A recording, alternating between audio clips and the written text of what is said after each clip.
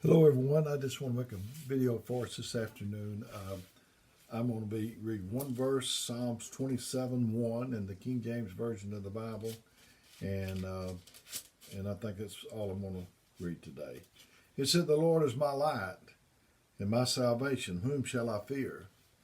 The Lord is the strength of my life, and whom shall I be afraid?" One of the greatest things is not only finding out what He knows, but how He thinks, because out of the abundance of the heart the mouth speaketh. I thought about Brother Lige Holland, an old brother who died in '96, and me and Brother Jack Kelly used to go over there. I've told you about him before, and I never asked him a question. I just listened to him, and I wasn't interested in taking, writing down everything he said, memorizing his answers. I was trying to figure out how he arrived at his answers, how he came to his conclusions. And when the Bible speaks about the hand of God, the finger of God, he does not mean that literal. Neither does he mean that when he's talking about his feathers covering us. Don't mean he's a bird. So you can't take the Bible so literal. You have to get God to help you know what it means. I am what I am. I am what I am. God said, I am what I am. He can be whatever he wants to be. And it means that we can't limit God. He can be whatever. There's only a few people in every generation that reach the status of chosen. It said that many are called and few chosen. Chosen means to be picked out from among many. Many people. God picks people that most people would look over. He doesn't pick like a man pick. For instance, David, who was last on his father's list. And Samuel came down there and anointed, and he just couldn't get it done. He asked if there's anybody else, and he said, I have one more, and he said, go get him. And David was just an errand boy. He was just a go fetch it boy. He was a shepherd, a little shepherd boy. Everyone overlooked him. And there's people that man will overlook, but God sees the potential. When God promotes you, you don't have to try to promote yourself. You don't have to make a name for yourself. You don't have to pass out cards, drop your name, move in a certain direction. When God chooses you, you can be on the backside of a desert like Moses would, living a life of mediocrity. And God will snatch you out and put you in a place for his purpose. He can bring you from the background to the foreground. He can do like in Isaiah 58, it says, your light shall shine in obscurity.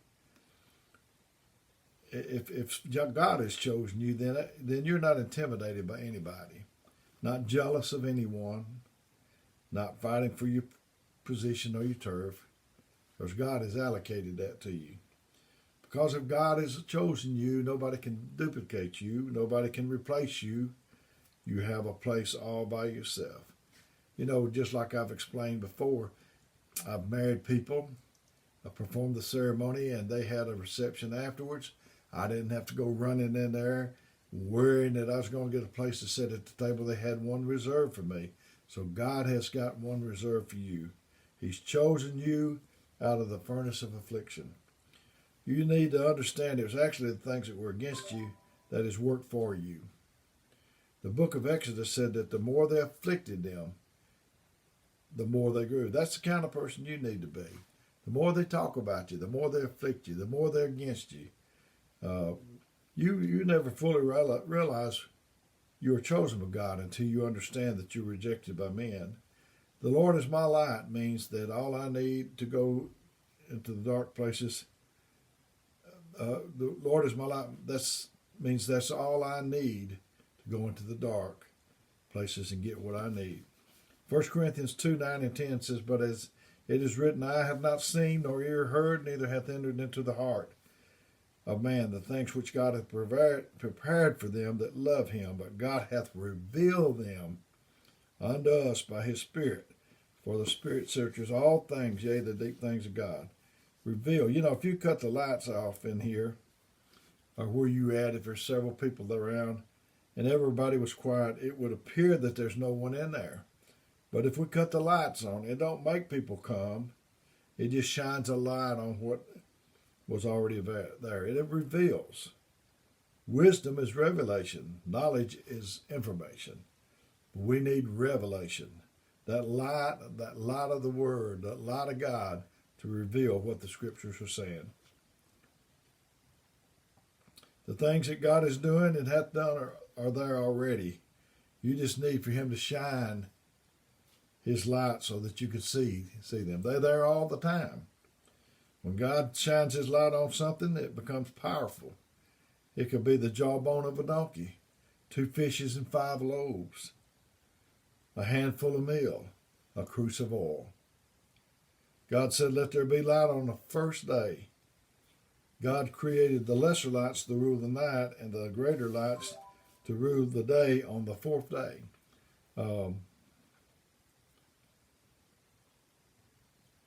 You know, it's as if God was saying, I left the light on for you. You know, when your parents knew you were scared, they'd leave a light on for you. He's left a light on for us. For 3 days, there was just light from the presence of God. There's people that's losing their job, lost their job, but some kind of way they kept on eating and paying the bills. God made a way out of no way. Psalms 119, 130 said, the entrance of thy words giveth light. He giveth understanding to the simple. If you want light, you need to get the Word. Enlightenment comes through the Word. Have you ever talked to someone about the service you were just in and make you wonder if you were really in the same service? It was good to you and not so good to them.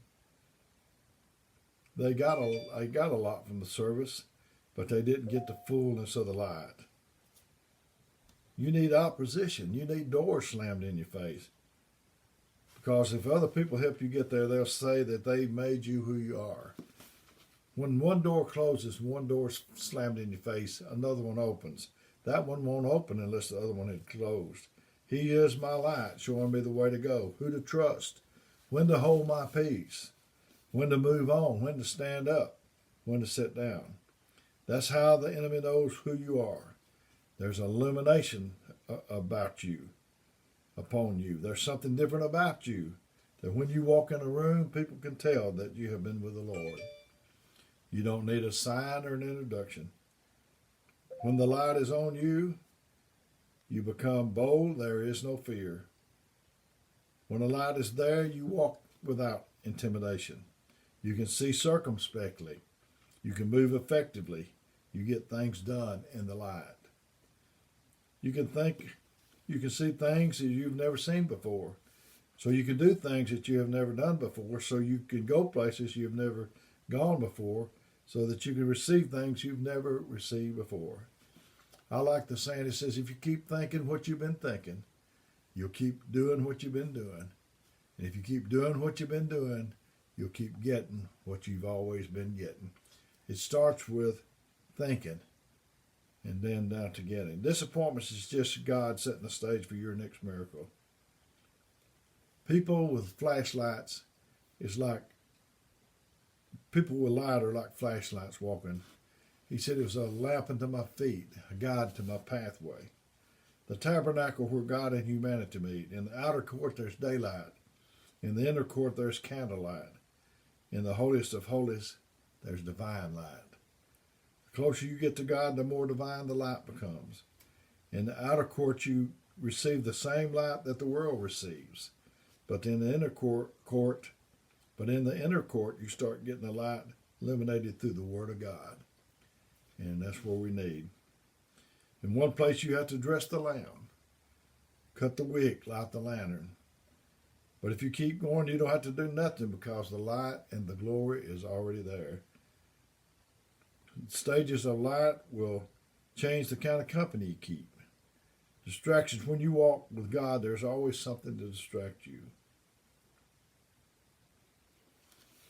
You know, some of you people that's smiling in your face, hugging your neck or whatever, that doesn't mean that they're a friend.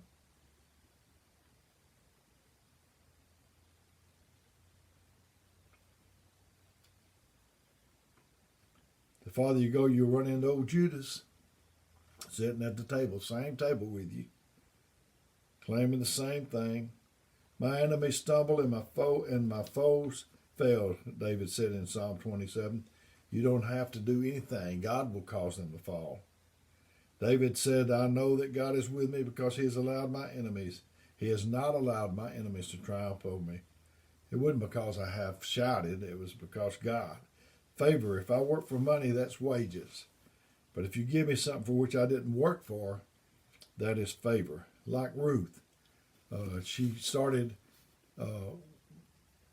working in the fields, and they left her handfuls of purpose, and then she wound up owning the field.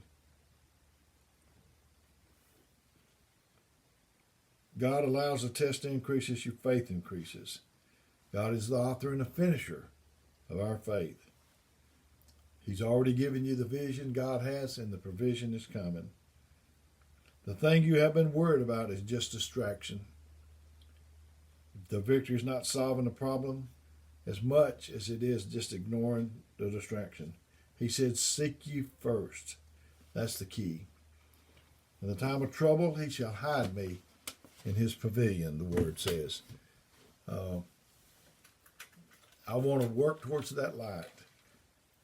I want to let the Word of God illuminate to me the path that I need to go.